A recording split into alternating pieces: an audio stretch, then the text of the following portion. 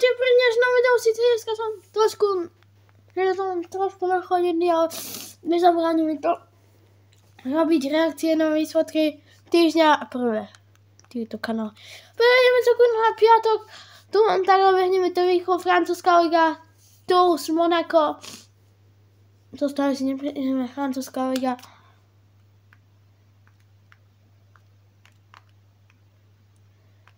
Góly dali Minamino a potom ešte v 91. to zrovnal. Oj, Mag. Ďalšia vás nemeckého ligy Mončekova, Mainz 1-3 pre Mainz skončilo, potom Slovenská druhá liga, Pohľadne Šamorín 3-1 pre Pohľadne Kalarianov 1-1 a tu piatok neon trošku bolo, teraz sobotu sa zameráme trošku viac. I nedelo, budeme zameraní aspoň tých 10 minút.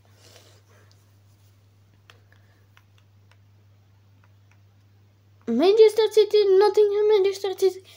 Toto zápas jediný budeme riešiť, ale všetci o titul rozhodnuté anglické ligy.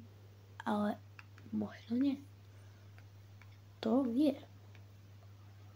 Ale City mali šancu proste. Len by nemohli zase urobiť tú chybu. Zostave, že tam nedali Marmuša alebo Vintra. A Nottingham má podľa mňa istú ligu majstrov. Výborne hrajú.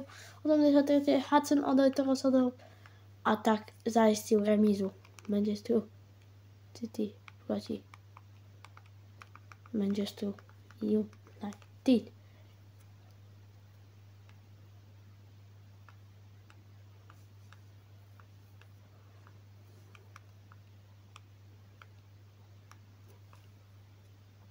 Radšej to dáme tak, lebo by sme to skákalo, dáme si celé kolo Premier League, 5 top league a v tom aj 6. Máme aj Slovensku. Tu máme 28. kolo. Nechcem sa na veľa zápasov zamerať, možno len na 2 také zápasy a sobotu už ani jeden. Podľa mňa o titul rozhodnuté, toto je 2-2 skončilo a o to zápas. Manchester United Arsenal. To ma zaujíma. Ja Lanšik ani jedného týmu. Obidve sú také týmy, ktoré mne fani. Mnoho tam dal krásny gol, co som videl, potom Jaro sa zranil, neviem jak dlho. Potom Timber, Rice a Arsenal aj s tými zmenami je vynikajúci, nádejný na sezónu. A už na titul Liverpool má zaistený. Ale sa zameráme len na zápas, nebudeme tu preberať hodinu, len tento zápas, ktorý sa hral včera.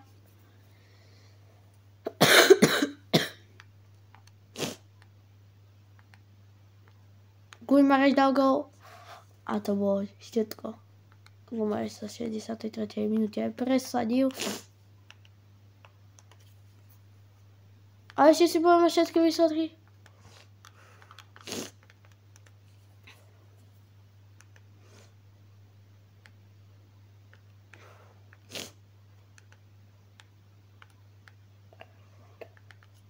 Liverpool 3-1 to 1-0 prehrá v tom. Crystal Palace Ipswich 1-0. Brighton Fulham 2-1. Brentford Aston Villa 0-1. Wolves Everton 1-1.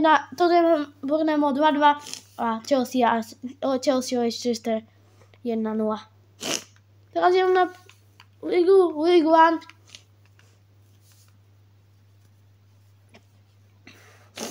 Zatiaľ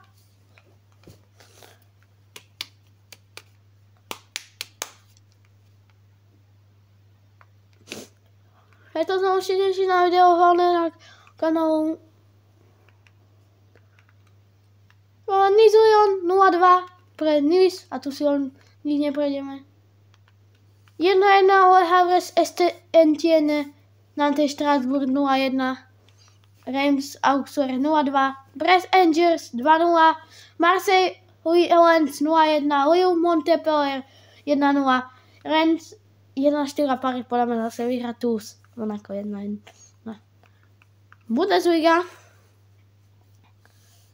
Tamten A potom si na konci blbca týždňa i prekvapenie týždňa aj podľa mňa hráča týždňa.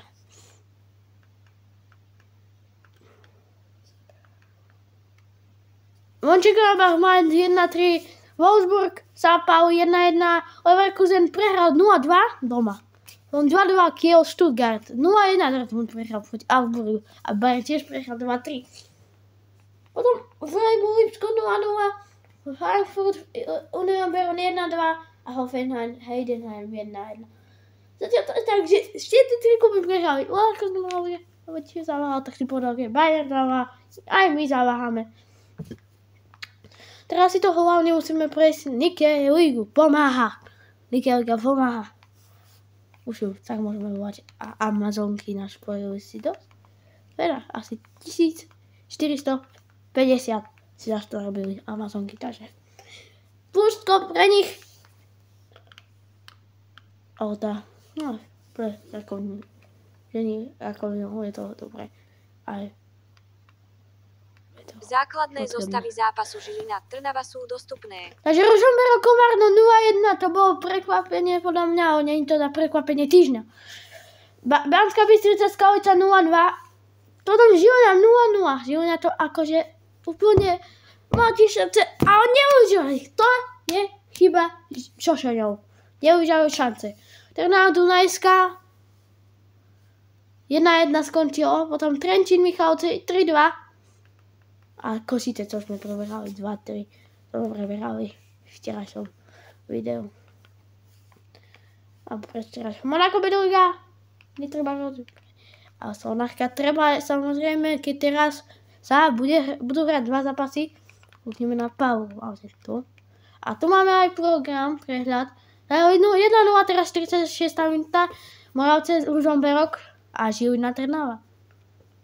Trnava chce si zase vyhrať za titul. A zajtra práve to video bude. Ideme na Košice.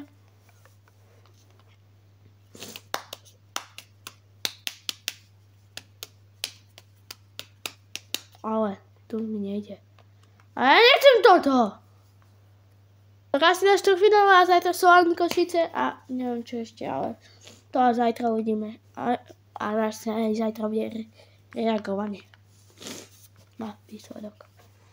Tu máme Láriu, ktorá Barcelona nehrala, zomrel lekár, priamo na hoteli zomrel lekár, takže Barcelona preto odložila zápas. Celta Leganés 2-1, Alaves Villarreal 1-0, Valencia Valladolid 2-1, Atletico zaváhal 2-1, Real Madrid nezaváhal, vyhral 2-1, Betis vyhral 1-0 na Las Palmasom, Atletica Bilbao remizová 1-1 nad Mallorcou. Real Sociedad Sevilla 0-1, Sevilla výborný zápas hrala Espanyol Girona 1-1.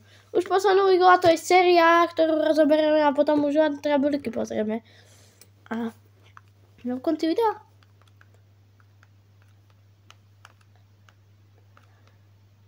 Tam to vôbec nevyskočila Chanceliga. No tak povedal Chanceligu dneska nebudeme preberať, keďže Česi nepreberajú našu ligu. Takže môžeme pokračovať. Potom sa ešte smrkneme na hokej. Ideme teraz na poslednú ligu. A tam už len tabuľky si prejdeme rýchlo a séria A.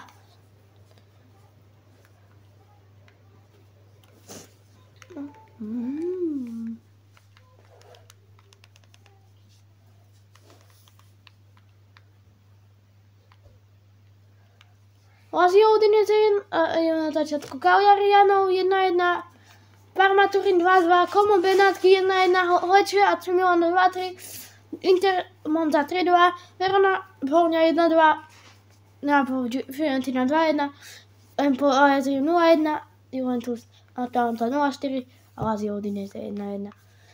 Už máme vyzrať na tabuľku. Keď sme tu.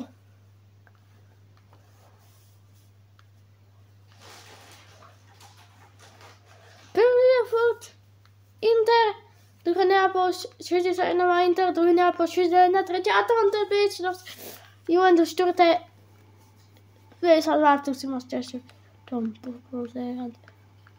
Po poriadku. Takže teraz ideme na La Ligu, ktorá Ford vedie Barca. Som si istý, že tam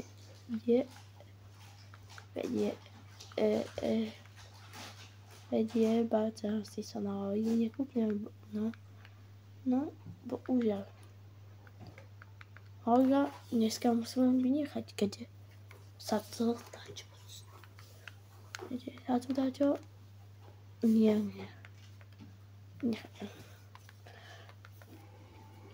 Tabulka skupina o titul ideme.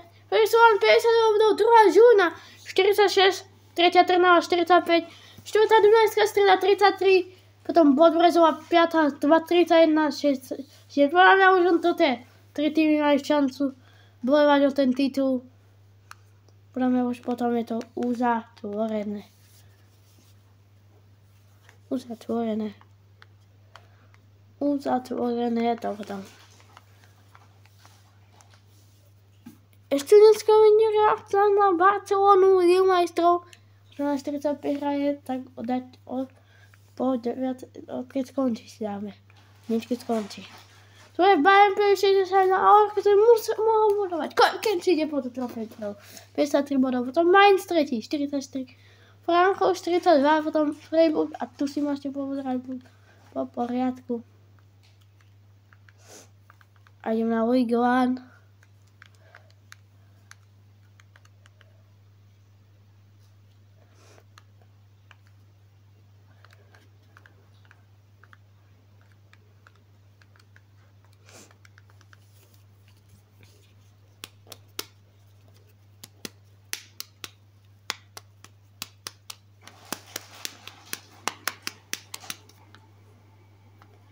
Pri PSG 65 bodov a to asi není veľmi zaujímavé.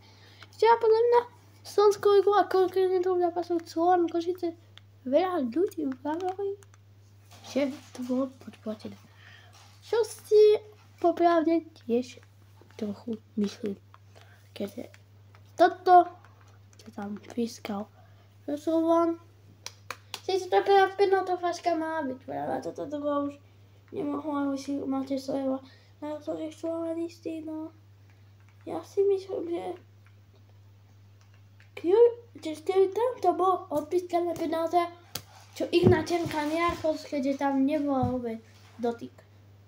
Nebol tam dotyk.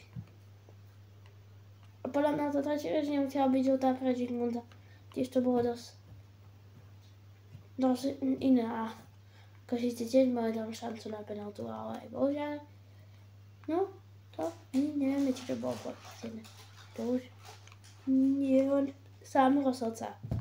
Takže zajtra sa s nami vidíme a dneska sa ideme, už sa teším na Barcelonu. No ideme si, dúfame, že postupí, že ty dúfajte a verte.